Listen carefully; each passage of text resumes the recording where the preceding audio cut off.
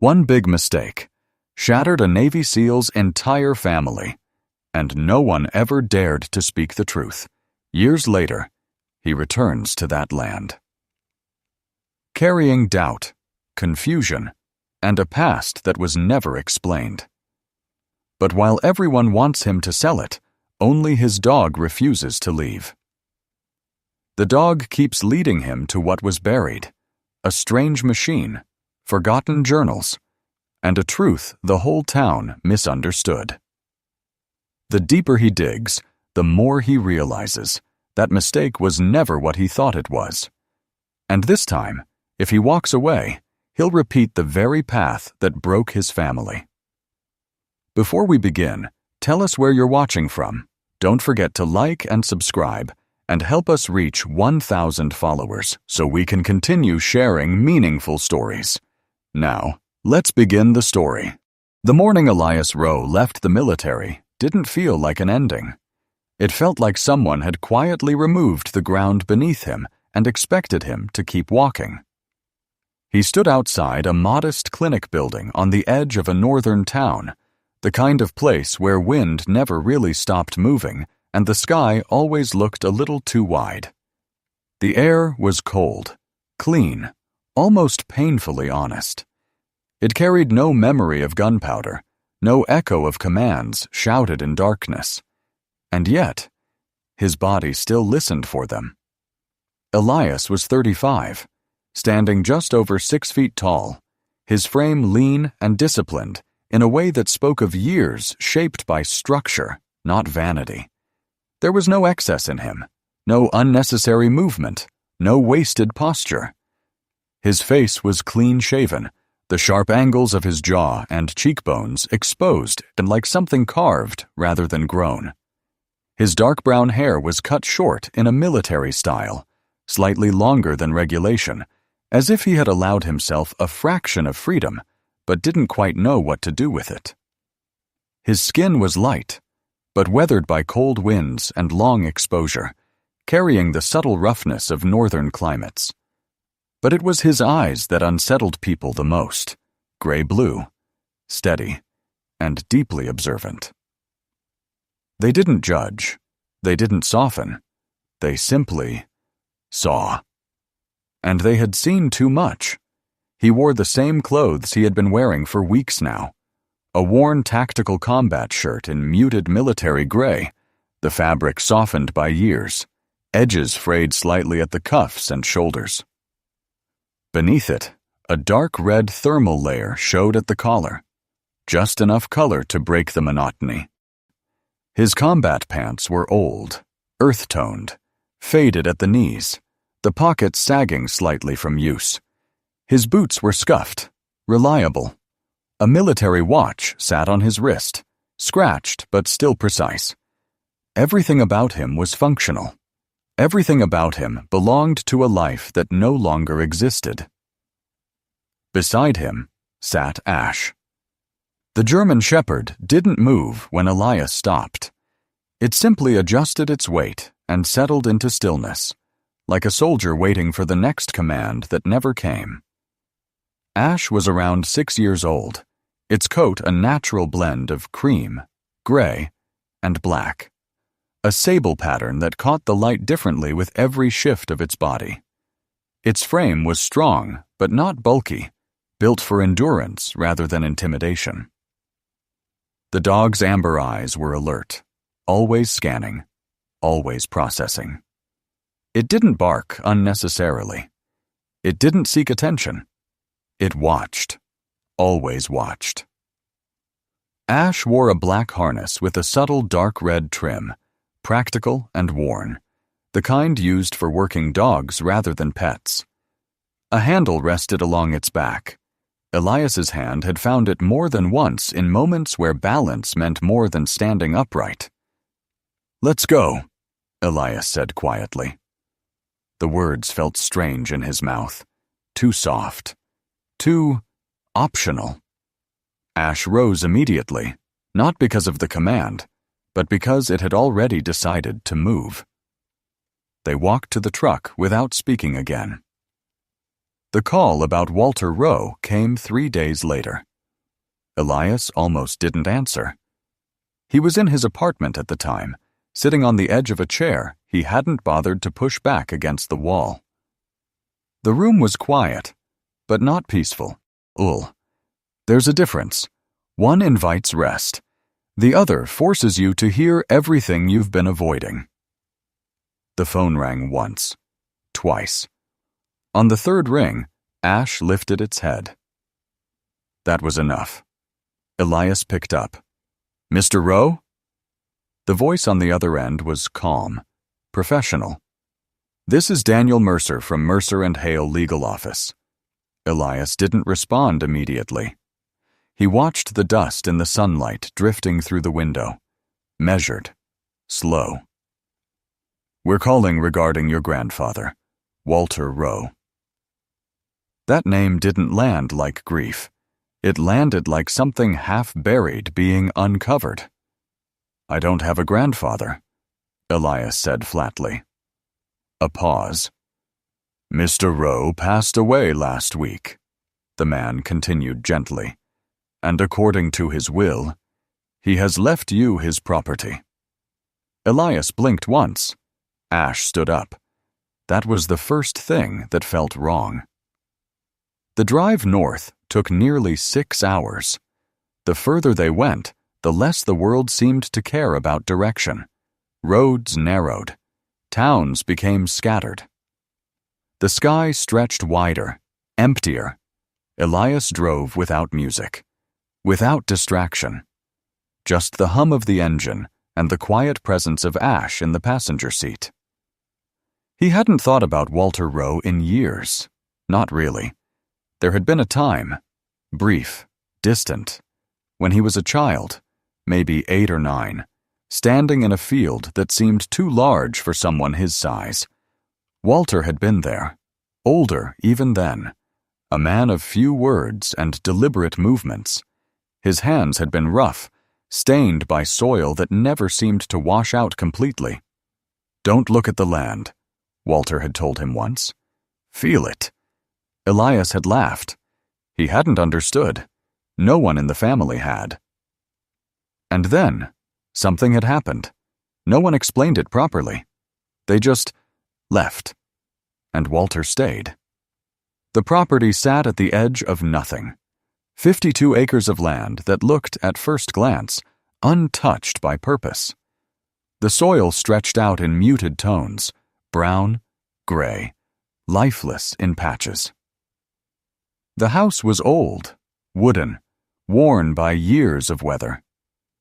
The shed stood further back, metal rusted, silent. Elias parked the truck and turned off the engine. The silence that followed was heavier than anything he had heard in months. Ash didn't move. That was the second thing that felt wrong. Normally, the dog would step out first, scan the area, establish awareness. This time, it stayed seated. Elias opened the door and stepped out. The cold air hit him instantly, sharp and grounding. His boots sank slightly into the soil. Not mud, not solid. Something in between. He walked a few steps forward. Ash followed. Slowly, not hesitant, but deliberate. Ash stopped not near the house, not near the truck. It stopped facing the shed. Its body lowered just slightly. Not fear, not aggression. Recognition. Elias turned toward it. "What is it?"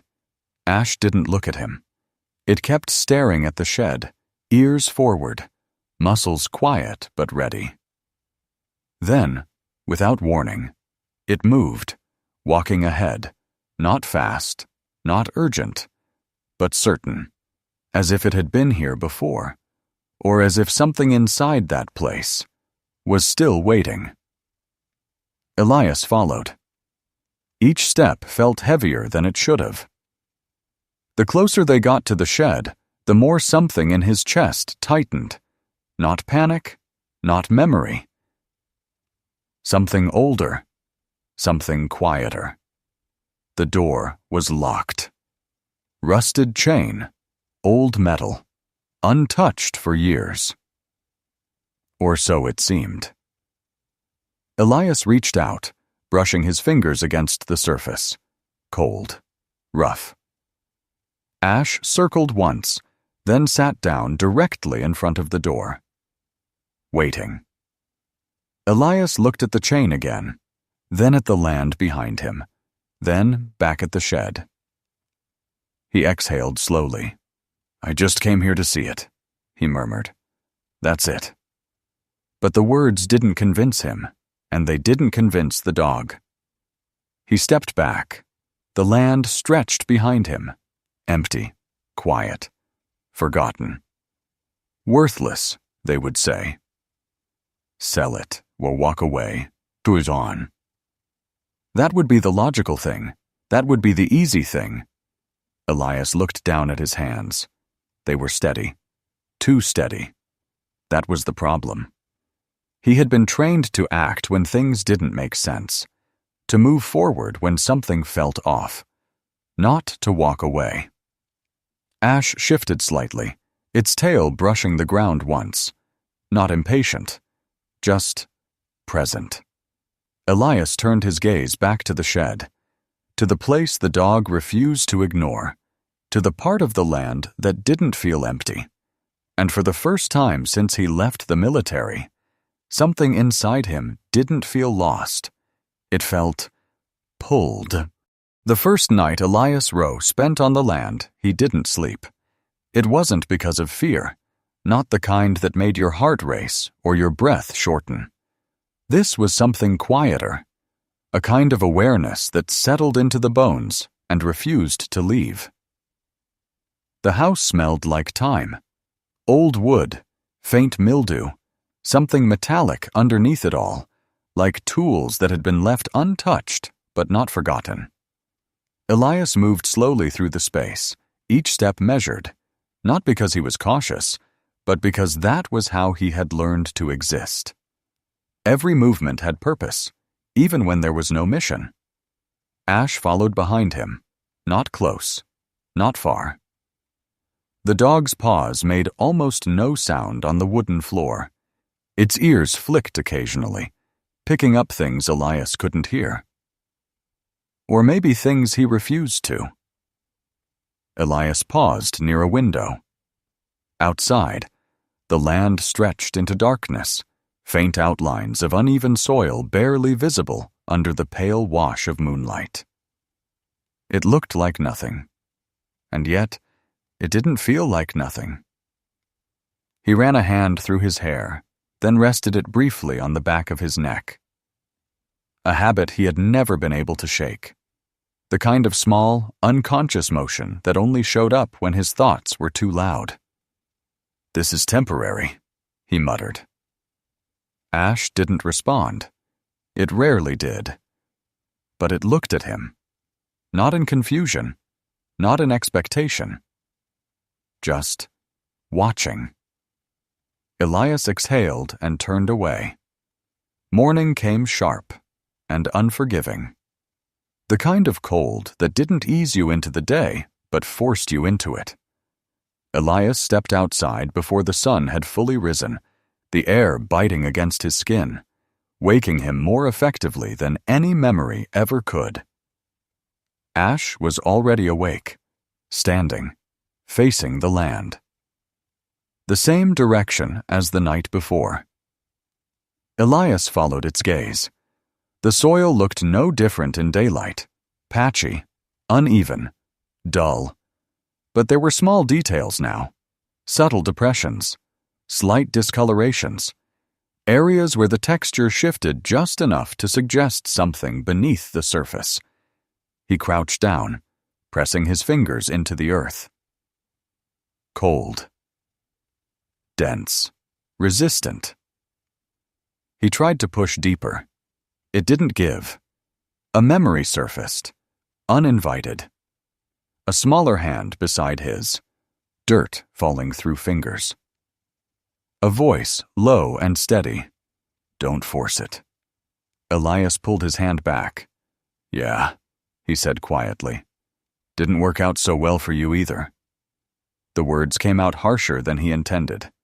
Ash stepped closer, not comforting, not reacting, just present.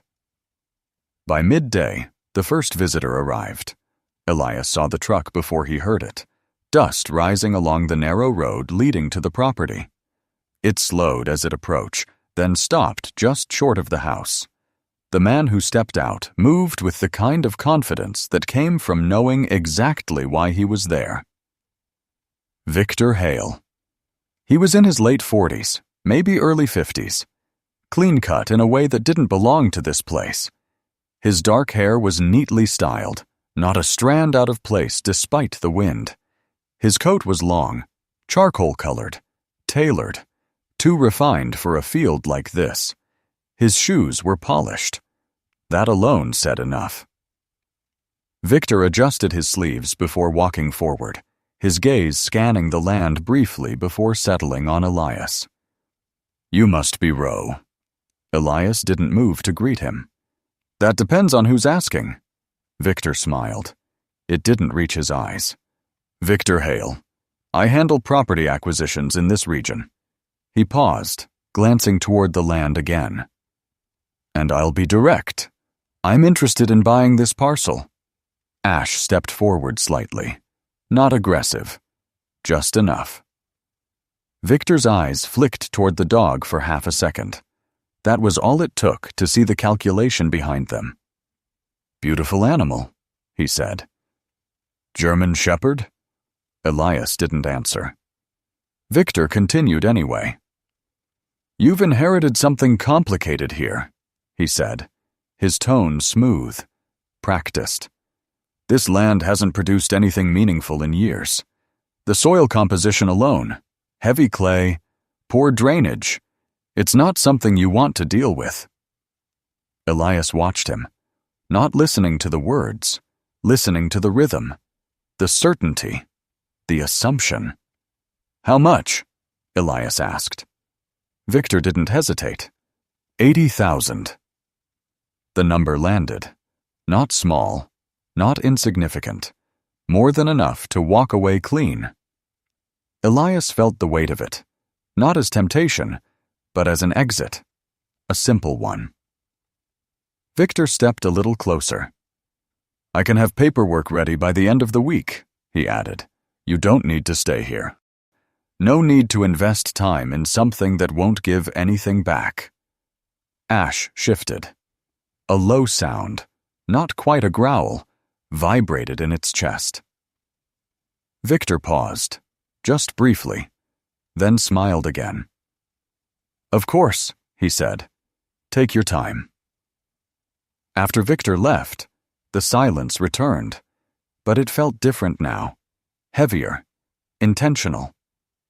Elias stood in the same spot for a long time, the number echoing in his mind. 80,000. No more uncertainty, no more questions, no more this. He turned back toward the land, and for the first time, he saw it the way Victor had described it. Difficult, unproductive, pointless. He exhaled slowly. Maybe he was right, Elias said under his breath. Ash didn't move. That was when Elias noticed something. The dog wasn't looking at him. It was looking past him, toward the far edge of the property. He followed. The ground changed slightly the further they walked, not dramatically, but enough. The soil felt different under his boots, less rigid, still dense, but not as hostile. Ash moved ahead, then slowed, stopped.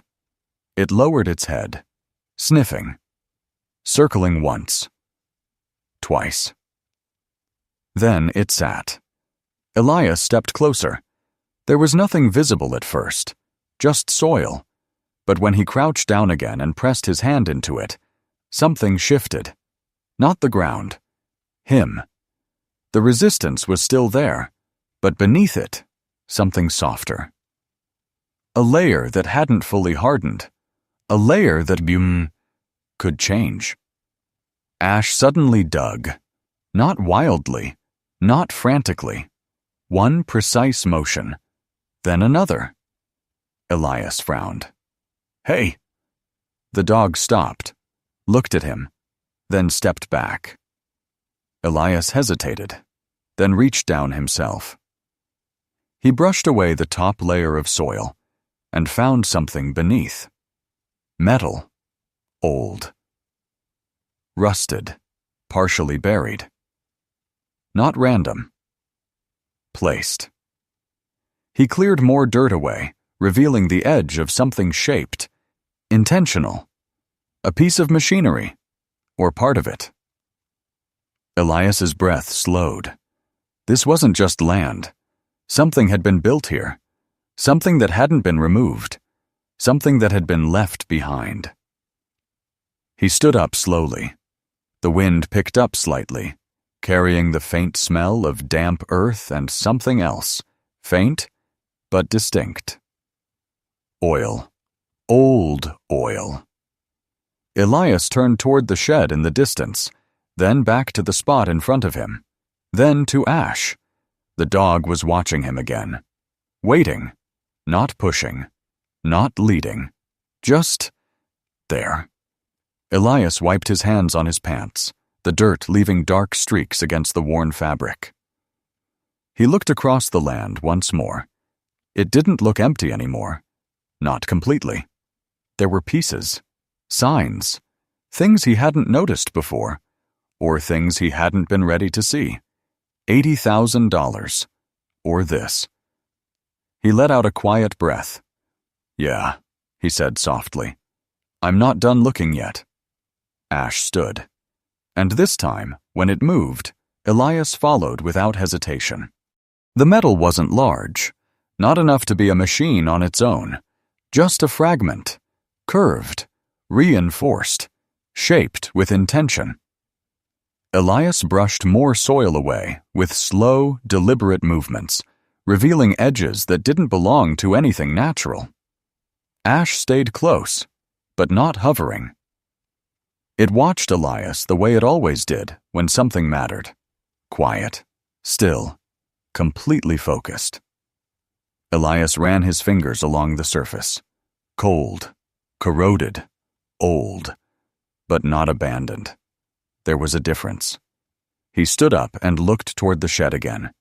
The distance between the buried piece and the building suddenly felt smaller, not in space, but in meaning. Whatever had been buried here had started there. He exhaled slowly. "All right," he muttered. Ash rose before he moved. The chain on the shed door was heavier than it looked, rusted through in places, stiff from years of neglect, but still holding. Elias gripped it, testing the tension. It didn't give. He stepped back, scanning the ground, then found a loose length of metal leaning against the wall, an old tool handle, maybe part of something that had broken long ago. He wedged it into the chain and pulled. The first attempt did nothing. The second shifted it slightly. The third snapped one of the links with a sharp, brittle crack that echoed too loudly in the still air. Ash flinched, not from fear, but from the sound. Elias didn't react. He removed the rest of the chain and let it fall to the ground. The door itself resisted at first. It dragged along its track, metal grinding against metal, a slow protest against being opened again. Then it gave. The smell came first. Not rot, not decay. Oil, old oil, grease, dust, and something faint underneath it all, like burnt metal and damp concrete. Familiar, too familiar. Elias stepped inside. The interior was larger than he expected. Dim light filtered through small gaps in the walls, cutting thin lines through the dust-filled air. The concrete floor was intact. No cracks, no weeds forcing their way through. That alone told him something. This place had been maintained, at least once. Tools lined the walls, not scattered, not abandoned, organized. Wrenches hung in order of size. Socket sets arranged neatly in trays. A workbench stretched along the far side, its surface worn but clean, cleared of debris, as if someone had used it recently, or intended to. Elias moved deeper into the space. His boots echoed softly with each step. Ash followed. Slower now. Its head lowered slightly, nose working, picking up layers of scent that had settled over years. Elias stopped at the center and saw it. The machine didn't look like anything built by a manufacturer. It wasn't polished. It wasn't symmetrical. It didn't carry any brand markings. But it was deliberate. Every part had been placed for a reason. The body was a muted, weathered green, closer to oxidized copper than any standard paint. The panels were hand-shaped, not perfect, but precise in their imperfection. Weld lines ran along the seams, rough but controlled, like handwriting that had been practiced over years. The tires were the first thing that stood out. Wide. Far wider than anything Elias had seen on agricultural equipment. Flattened in profile, designed to spread weight rather than concentrate it. The tread pattern was unusual, deep but smooth-edged, almost organic. Elias crouched down, pressing a hand against one of them. Still firm. Still intact. He stood and circled the machine slowly. This wasn't something someone had bought. This was something someone had built. Your grandfather didn't trust factory work.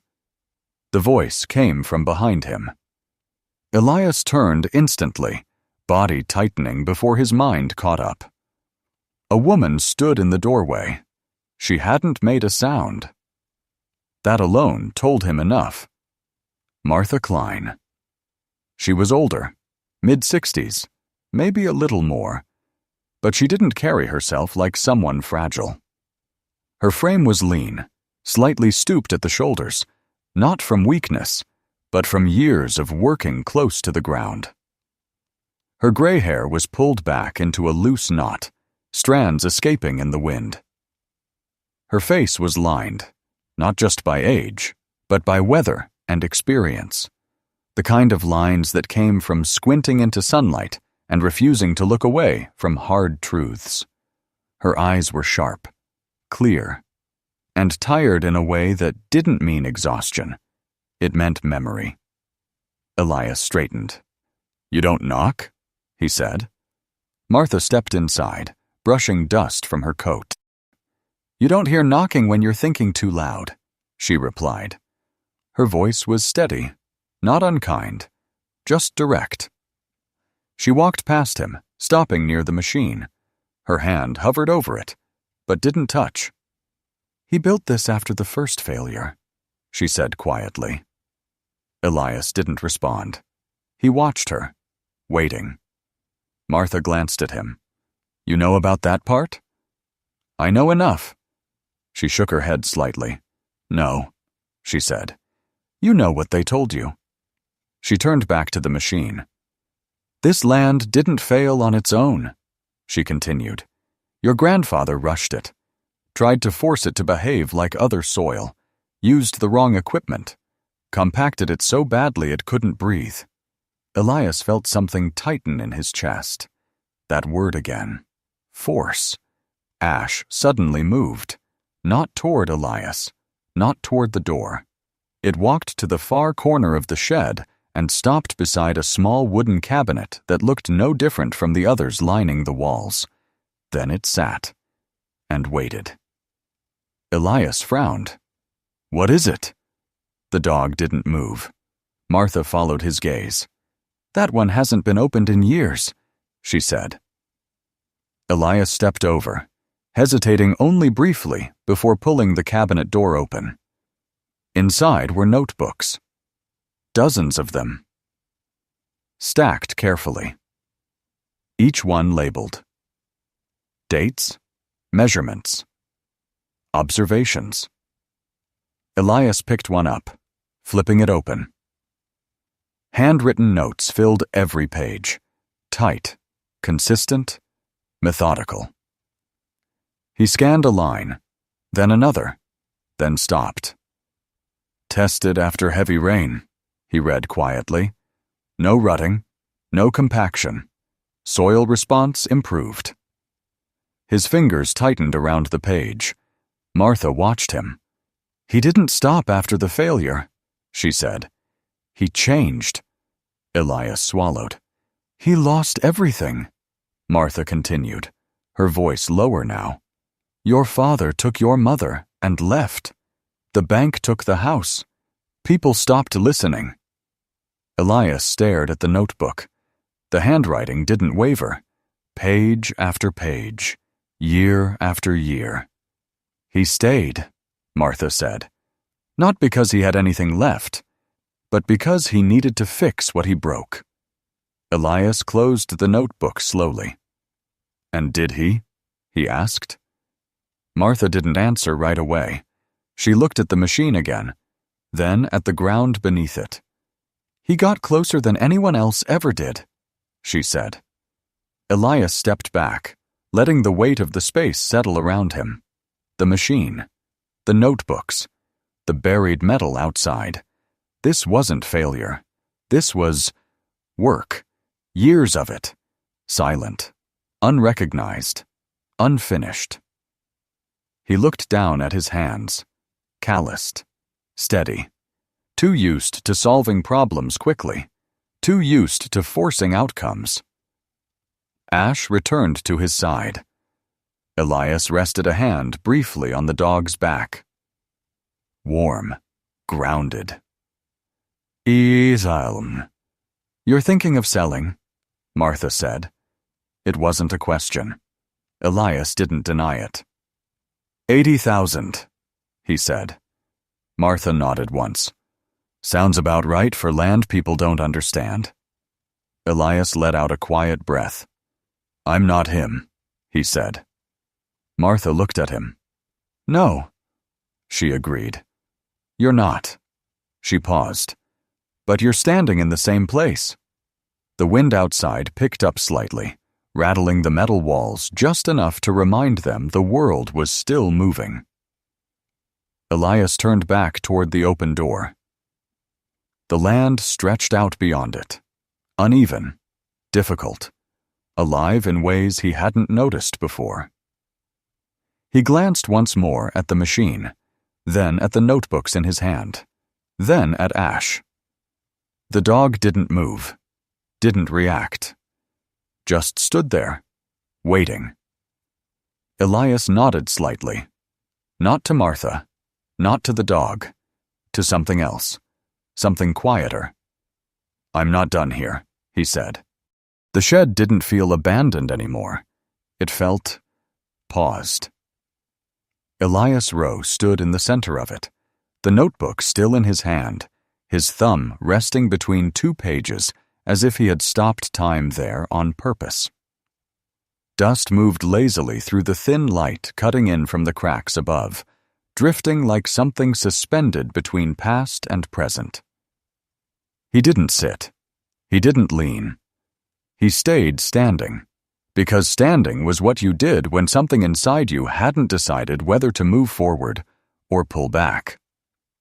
Ash remained close, positioned slightly behind, and to his right, the way it had learned during years of training. The German shepherd's body was still, but not relaxed. Its ears twitched occasionally, catching sounds beyond the shed. Wind brushing across the land, distant movement of loose metal somewhere outside. Or maybe nothing at all. Elias turned another page. Numbers, measurements, observations written in tight, controlled handwriting. The kind of writing that didn't rush, didn't waver, didn't leave space for doubt. He recognized that discipline immediately, not from memory, from himself. There were soil density readings, moisture levels, pressure distribution notes written in margins so small they looked almost unnecessary unless you leaned close enough to care. He leaned closer. "Reduced load prevents compaction under saturation," he murmured. The words settled slowly. He glanced toward the machine again, the wide tires, the strange geometry of the frame. It wasn't just built differently, it was built with restraint. That word stayed with him longer than it should have. Restraint. Something he had never been taught how to use properly. "You rid fast." Martha's voice came from behind him again, not interrupting, not pushing, just entering the space like she had always belonged there. Elias didn't turn. "Not really," he said. "Just enough to know I don't understand most of it." Martha walked a few steps closer. Her boots made soft contact with the concrete floor, worn soles carrying the weight of someone who had spent more years outside than in. "You don't need to understand all of it," she replied. "Just the part that matters." Elias flipped another page.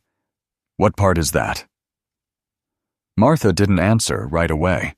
She looked at the notebook, then at the machine, then at the ground beneath it.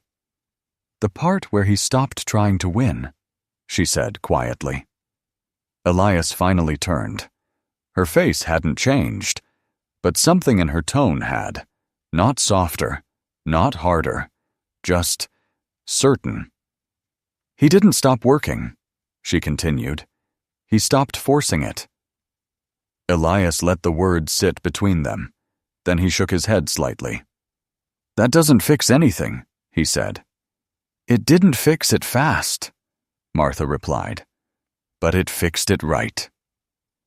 Elias walked toward the machine again. He reached up, pulling open the cab door. It resisted for a moment, then gave with a dull creak. Inside, the seat was worn but intact. The controls were a mix of familiar and completely foreign, standard levers beside hand-built mechanisms that looked like they belonged in a different kind of system entirely. He sat down. The leather shifted under his weight, old but not broken. Ash didn't jump in. It stayed outside the machine, watching. Always watching. Elias rested his hands on the controls. They felt wrong, not in a mechanical sense, in a mental one. He was used to systems that responded immediately, systems designed for speed, precision, control. This wasn't that. He could feel it before even turning anything on. This machine wasn't built to react. It was built to adjust. That difference unsettled him more than he expected. Ash suddenly moved. Not quickly, not sharply, but with purpose. It stepped forward, placing its front paws against the edge of the cab, just enough to raise its body level with Elias. Its amber eyes locked onto his, not aggressively, not pleading, but intensely present. Elias froze. For a brief moment, everything else faded. The shed, the machine, the cold air seeping through the cracks. There was just that gaze, steady, unwavering. And then Ash lowered its head slightly, not submission, not command. A reminder. Elias's grip on the control loosened. Just a fraction, but enough. Ash stepped back down and sat, as if that was all it needed to do. Elias exhaled slowly, not realizing he had been holding his breath. He looked down at his hands again. Tight. Always tight. He flexed his fingers once, then again, forcing himself to release tension that had been there so long it felt normal. "You always like this?" Martha asked from behind him.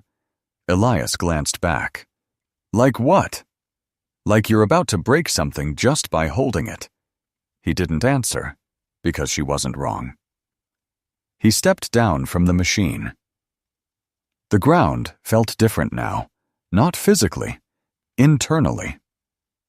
He walked toward the notebooks again, picking up another one from the stack Ash had pointed out earlier. This one was older. The pages were more worn, edges softened from repeated use. He flipped through. The handwriting was the same, but the tone was different, less controlled, more searching. He stopped on a page. A paragraph stood out, not because of its content, but because it broke the pattern. No measurements, no data, just words. He read silently at first, then again, slower. When I left the teams, I thought the hardest part was behind me. Elias felt something tighten in his chest. He read the line again. When I left the teams. His eyes moved to the next line. I was wrong. The air in the shed felt heavier. Martha didn't speak. She didn't need to. Elias kept reading. The field doesn't shoot back. It doesn't move. It doesn't fight you. But it doesn't follow orders either. He swallowed.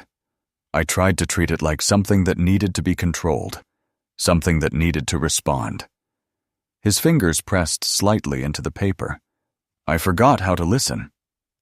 Elias closed the notebook halfway. Not fully. Just enough to stop reading without letting go. He turned toward Martha. He wrote this after? Elias asked. After everything, she said. Elias nodded slowly. The pieces were shifting now, not snapping into place, just moving. He walked a few steps toward the open door, looking out across the land again. The wind had picked up slightly, brushing over the surface of the soil in small, uneven patterns. He noticed it now. The way certain areas moved differently. The way the land wasn't uniform. It had never been. He just hadn't seen it before. You think he knew? Elias asked quietly. Martha stepped beside him. Knew what? Elias didn't look at her. That I'd end up here. Martha considered the question, then shook her head once. I think he knew someone would, she said.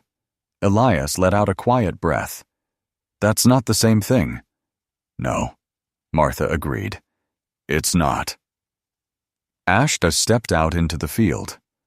Not far, just enough to stand where the ground shifted slightly under its weight. It looked back, once, then forward again. Elias watched it, then looked at the notebook in his hand, then back at the land. There was no clarity, no sudden understanding, no moment where everything made sense, just less resistance inside him. I'm not selling it, Elias said. The words didn't feel like a decision. They felt like something that had already been decided. Martha didn't smile. She just nodded once. Good, she said. Elias stepped forward, out of the shed, into the cold air. The land stretched ahead of him, still difficult, still uncertain, still unfinished, but no longer empty. Ash moved ahead, slow and steady. And this time, Elias didn't hesitate. He followed. The first week Elias worked the land, nothing changed. Not in any way that mattered. The soil still resisted him. The air still carried that faint, cold sharpness that never quite softened, even under sunlight. And every time he stepped into the field, there was a quiet pressure in his chest, like something was waiting for him to fail. He didn't rush. Not this time. That alone felt unnatural. Elias Rowe had spent most of his life moving fast, deciding fast, correcting fast, but here, every instinct he had built over years felt misplaced. There was no target to acquire, no objective to secure, just ground and time. Ash moved with him, always a few steps ahead or slightly off to the side. The German Shepherd's body language had changed subtly since they first arrived. It no longer held that initial caution. It still watched everything. But now it moved with more familiarity, as if it had accepted the land, or at least stopped resisting it. Elias noticed where the dog walked, not randomly. Ash avoided certain patches, stepping around them with quiet precision. In other places, it slowed, nose low, almost brushing the soil. Elias began to follow those patterns. He didn't fully understand why.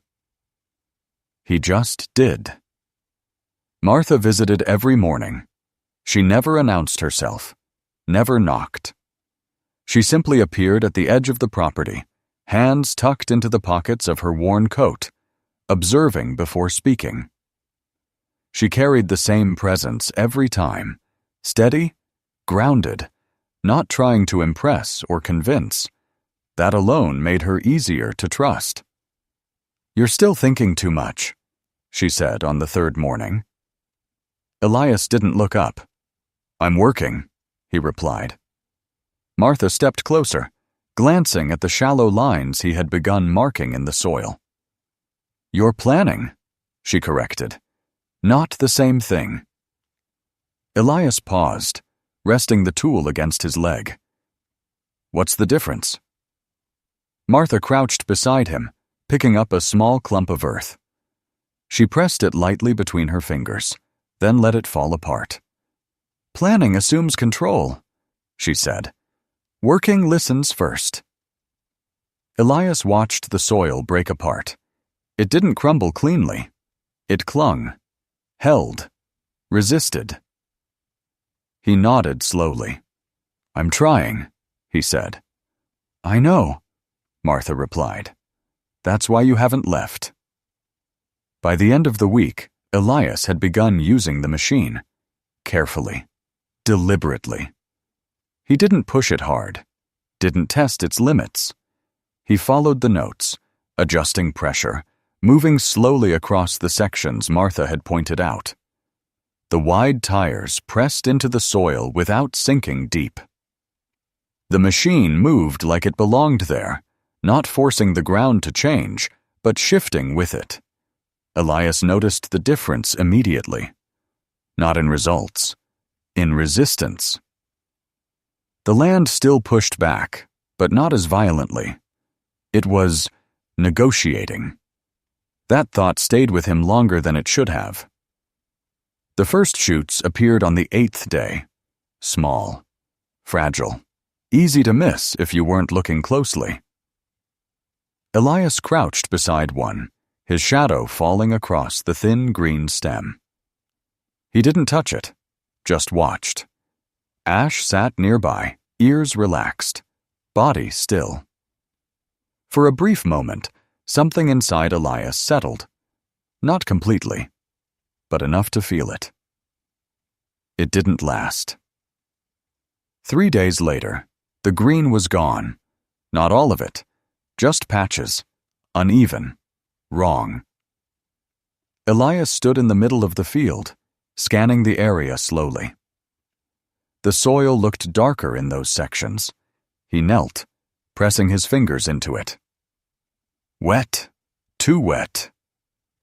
He brought his hand closer, inhaling faintly.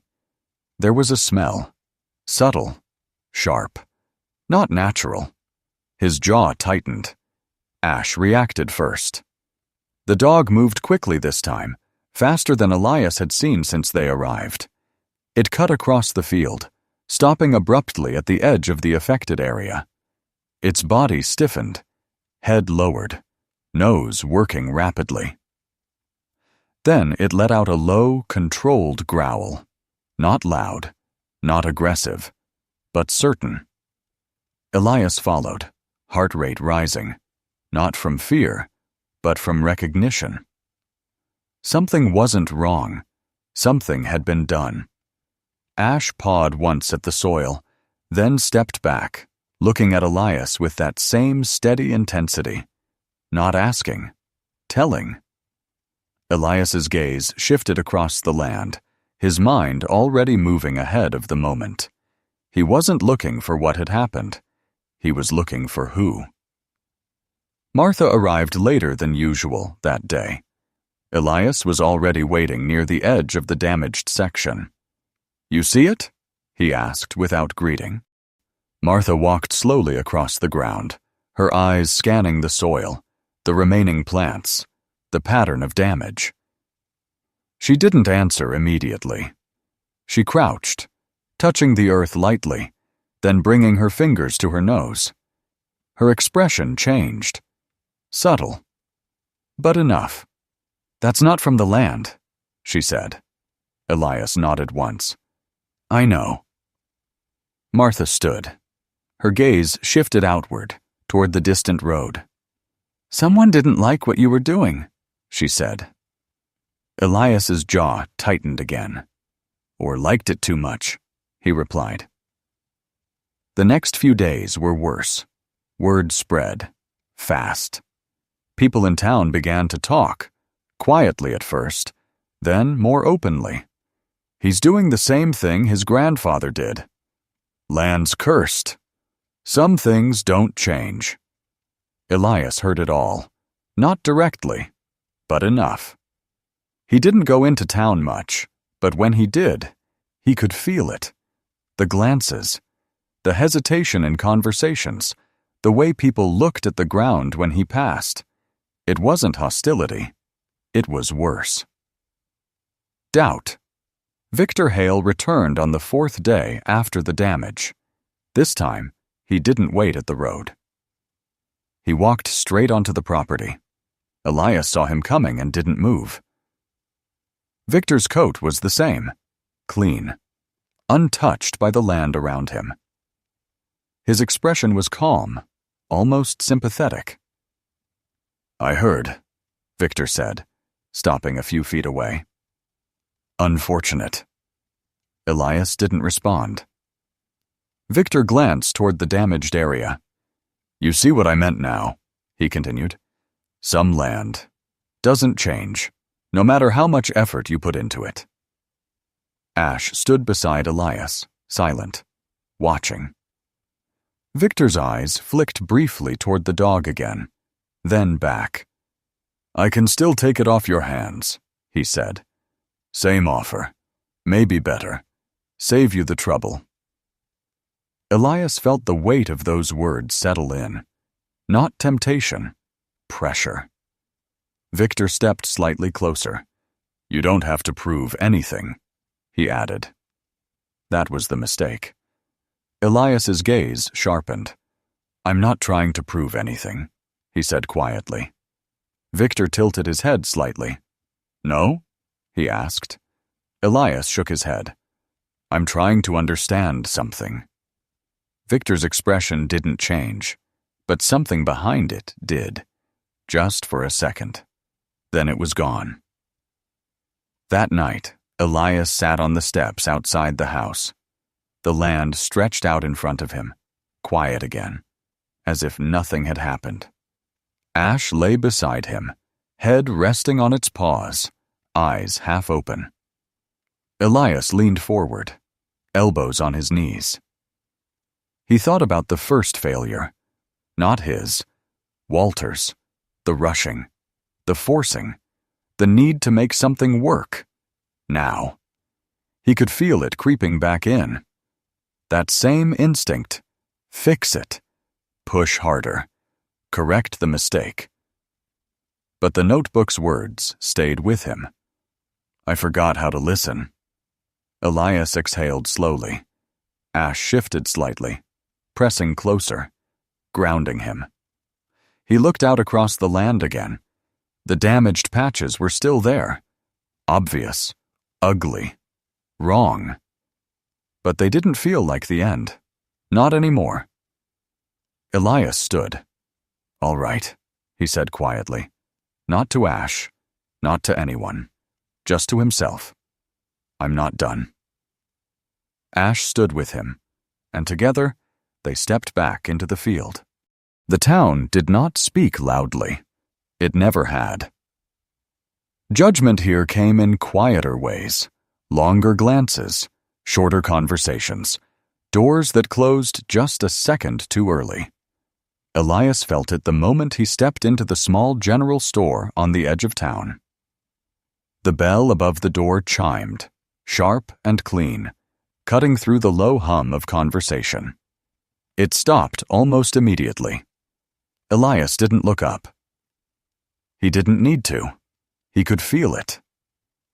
Ash walked beside him, its movement calm but alert, the black harness snug across its shoulders, the faint red trim catching the dim indoor light. Its head turned slightly, scanning without drawing attention, reading the room the way Elias used to read a field before stepping into it. A man near the counter shifted his weight and looked away. A woman by the shelves paused mid-reach, then pretended to focus on something else. No one said anything. That was worse. Elias walked to the back, picked up what he needed, fuel additives, basic supplies, and placed them on the counter. The cashier, a thin man in his late 40s with pale skin and thinning hair combed too carefully across his scalp, avoided eye contact at first. His name tag read, Gary, the letters slightly worn at the edges. Gary cleared his throat. "Heard things aren't going well out there," he said, trying to sound casual. Elias rested his hands on the counter. "Things take time." Gary nodded quickly. "Yeah, sure. Just, you know how people talk." Elias didn't respond, because he did. When he stepped back out in the cold air hit him again, but it didn't feel as clean as it had before. Now it carried something else. Doubt. Not his. Theirs. He loaded the supplies into the truck without rushing, every movement controlled, measured. The kind of control that came from years of discipline, but also from something else now. Restraint. Ash jumped into the passenger seat and settled in without a sound. Elias closed the door, but didn't start the engine right away. He stared at the steering wheel, then at his reflection in the windshield. For a moment, he saw something he didn't like. Not weakness, not fear. Hesitation. That was new. By the time he got back to the property, the sky had shifted into that dull gray that came before evening. The land stretched out ahead, quiet as always. But now it felt like it was being watched. Not by people, by expectation. Elias stepped out of the truck. Ash followed immediately, landing lightly on the ground, ears forward. Martha was already there. She stood near the edge of the affected section, her posture unchanged, her presence as steady as ever. The wind tugged lightly at the loose strands of her gray hair, but she didn't seem to notice. "You went into town," she said. Elias nodded. "They've made up their minds already." Martha didn't argue. "That's what people do," she said. "It's easier than waiting." Elias walked past her, kneeling at the edge of the damaged soil again. The difference was still there, visible, undeniable. He pressed his fingers into it. Same smell, same unnatural sharpness. He rubbed the dirt between his fingers, feeling the texture. "Still there," he said. Martha crouched beside him. "It won't disappear on its own," she replied.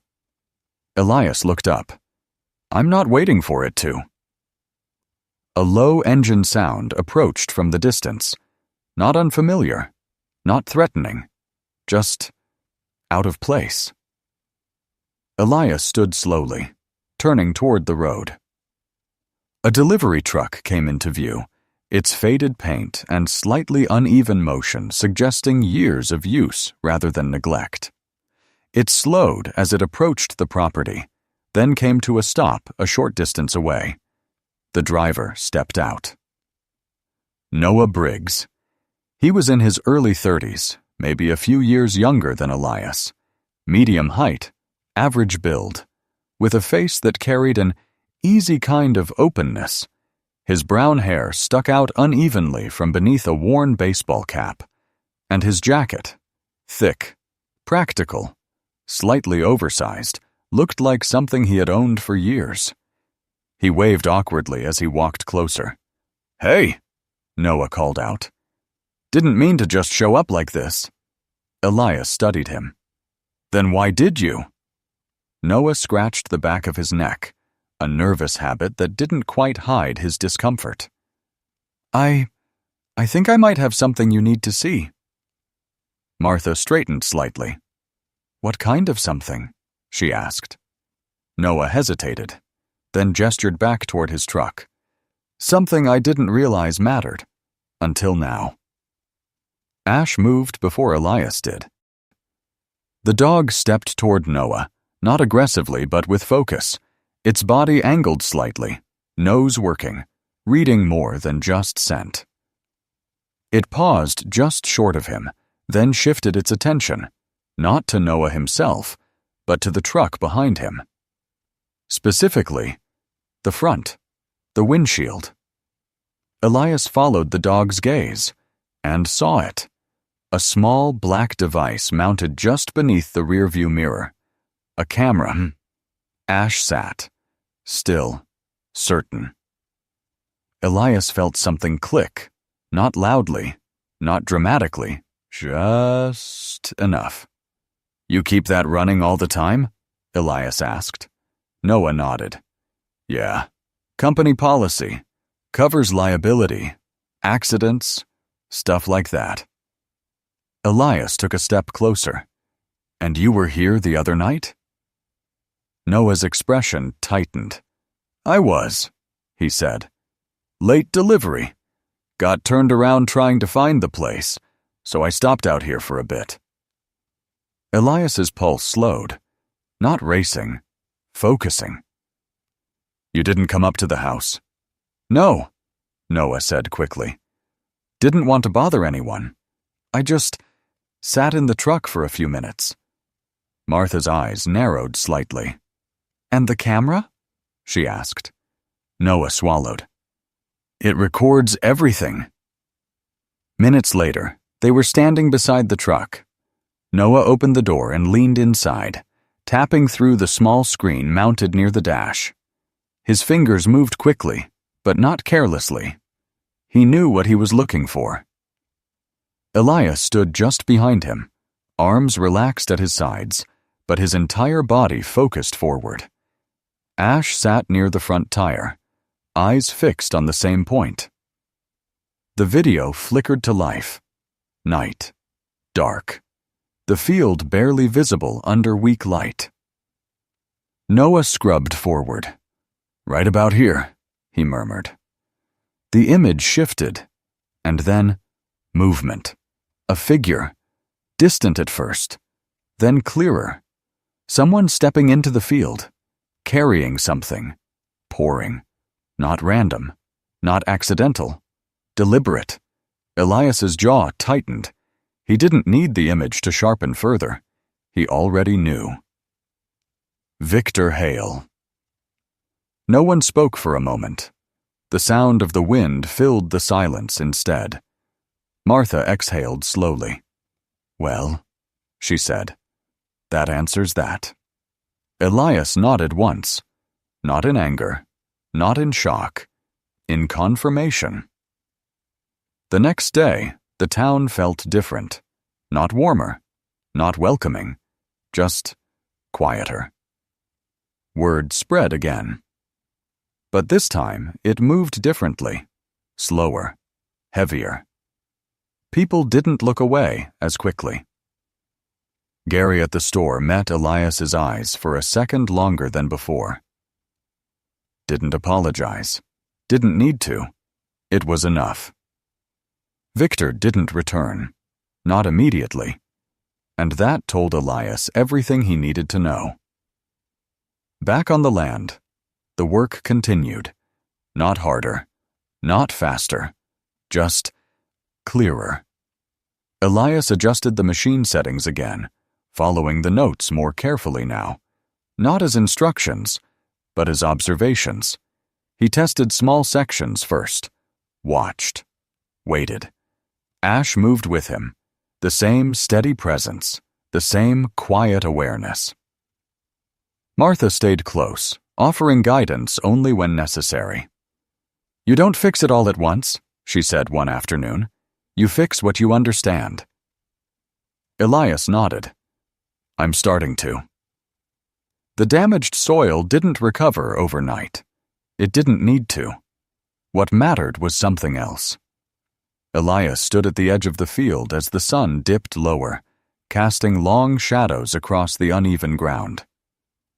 He looked out across it, still imperfect, still uncertain, but no longer misunderstood. He exhaled slowly. "They were wrong," he said quietly. Martha glanced at him. "About the land?" she asked. Elias shook his head. "About him." Ash stepped closer, resting briefly against his leg, grounding him. Elias looked down at the dog, then back at the field. The wind moved across the surface again, not harsh, not resistant, just moving. Elias nodded once, then stepped forward. The second season did not arrive with a miracle. It came quietly. The snow had melted weeks ago, leaving behind a dampness that lingered in the soil, a kind of memory the land refused to release all at once. The air carried the scent of thawed earth, rich, heavy, and alive in a way that didn't announce itself loudly. Elias Rowe stood at the edge of the field just before sunrise, hands resting loosely at his sides, shoulders no longer held in the rigid posture that had once defined him. The cold still bit at his skin, but it no longer felt like something to fight. It felt appropriate. Ash stood a few steps ahead, its silhouette outlined against the faint light stretching across the horizon. The German shepherd's coat caught the early glow, the mix of cream, gray, and black shifting subtly with each movement. It didn't pace anymore. It didn't hesitate. It simply moved when it needed to, and stopped when it didn't. Elias had started doing the same. The first year had taught him something simple, but difficult to accept. Progress didn't look like success, not immediately. The land had responded, but unevenly. Some sections held moisture better. Others still resisted, clinging to the damage left behind not just by time, but by interference. He had expected that. This time, Martha had been clear about it. "You don't fix land," she had said one afternoon, her voice steady as always. "You give it the chance to fix itself." Elias hadn't understood that at first. Now he did. Or at least, he was beginning to. The machine moved slower this season, not because it had to, because he chose to. Elias adjusted the controls carefully, watching how the wide tires settled into the soil, not pressing, not forcing, just distributing weight evenly across the surface. The difference was subtle, but real. The ground no longer pushed back the same way.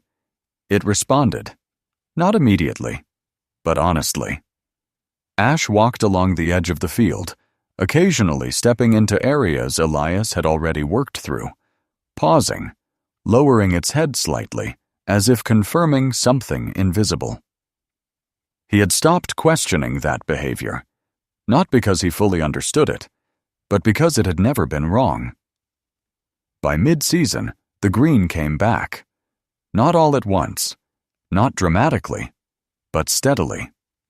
Thin lines at first, barely noticeable unless you looked closely. Then patches, then wider sections that held color longer than the rest. Elias crouched one morning, brushing his fingers lightly across a row of young shoots. They didn't collapse under his touch. They held. That mattered. more than he expected. He began writing, not because he had planned to, because he didn't want to forget.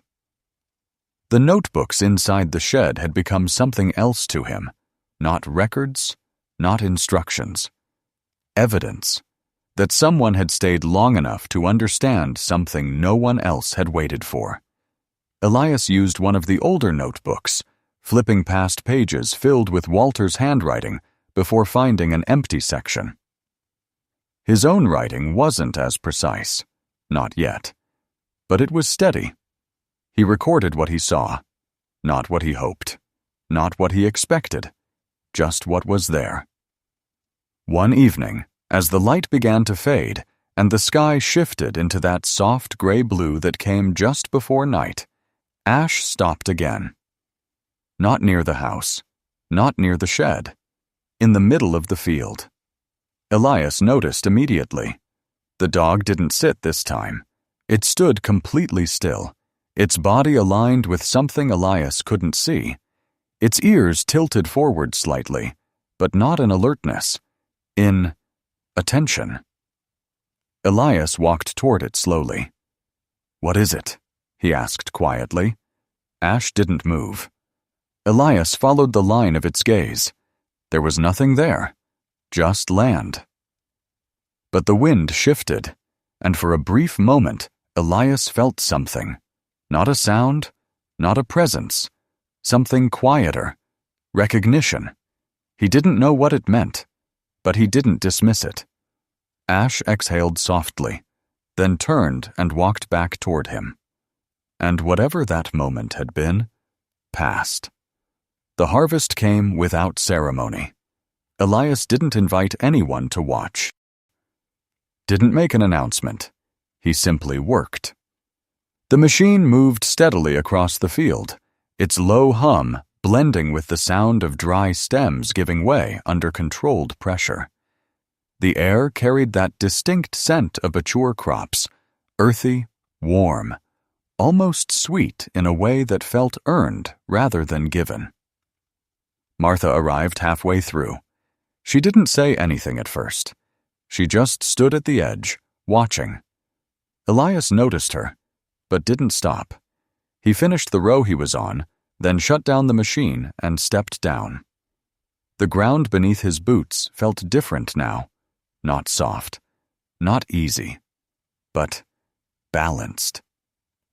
Martha walked closer, her eyes scanning the field slowly. "Well," she said after a moment, "looks like it finally listened." Elias shook his head slightly. "No," he replied. "I did." Martha's lips pressed into something that might have been the beginning of a smile. "Same thing," she said. The numbers weren't perfect. They didn't need to be. The yield was solid, consistent across most sections, not record-breaking, not extraordinary, but real, sustainable. Elias sat in the truck afterward, the receipt folded carefully in his hand. The paper was thin, almost fragile, but the weight it carried felt heavier than anything he had held in a long time. He didn't look at it again. He didn't need to. Victor Hale never returned. No calls, no offers, nothing. And that absence said more than anything else could have. Later that evening, Elias walked back out into the field one last time. The sun was low, stretching long shadows across the land. The colors had changed, less harsh, more settled. Ash walked beside him, closer now than it had been in the beginning, not because it needed to, because it chose to. Elias stopped near the center, looking out across everything he had worked through. The land still wasn't perfect. There were still sections that needed time, still areas that hadn't responded fully. But that didn't bother him anymore, because now he understood something he hadn't before. It wasn't supposed to be perfect. He reached into his pocket and pulled out a small piece of wood, cut clean, edges smoothed by hand. He had worked on it the night before, not carefully, not artistically, just enough. He knelt and pressed it into the soil near the edge of the field. The wood held firm. He adjusted it slightly until it stood straight, then stepped back. The words were simple, uneven. Carved, not printed. "We didn't lose this land." He paused, then added the second line beneath it. "We just forgot how to listen." Ash sat beside him, quiet, still, present. Elias rested his hand briefly on the dog's back, feeling the steady rise and fall of its breathing. Grounded. Real. Enough. He looked out across the field one last time, not searching, not questioning. Just seeing. And for the first time since he had left the military, he didn't feel like something was missing. He felt like something had finally settled into place. Sometimes, the miracle we are waiting for does not arrive as something sudden or overwhelming. It does not come as a voice from the sky or a moment that changes everything at once. Instead, it comes quietly, like the first green breaking through cold soil, like a second chance we almost walked away from. God does not always remove the struggle from our lives. Sometimes, He places us right in the middle of it, not to test us, but to guide us, to teach us patience when we want control, to teach us faith when we feel lost, to show us that even the most broken ground can still bring life, if we are willing to stay, to listen, and to try again. There are moments in life when we feel like we have lost direction, like everything we built has fallen apart, or everything we believed in no longer makes sense. But that does not mean we are abandoned. Sometimes it means we are being led somewhere deeper, somewhere that will shape us into who we are meant to become. Just like the land in this story, life does not always respond to force. It responds to care, to time, and to belief. And maybe the greatest miracle is not that everything becomes perfect, but that we find the strength to keep going until it becomes better. If this story meant something to you, take a moment to share where you are watching from. Leave a comment and let others know they are not alone in their struggles. Your story might be the encouragement someone else needs today. Subscribe to the channel if you want to hear more stories that remind us of dopes, resilience, and quiet miracles in everyday life. And wherever you are right now, may God watch over you, guide your steps, and give you the strength to keep going, even when the path is unclear.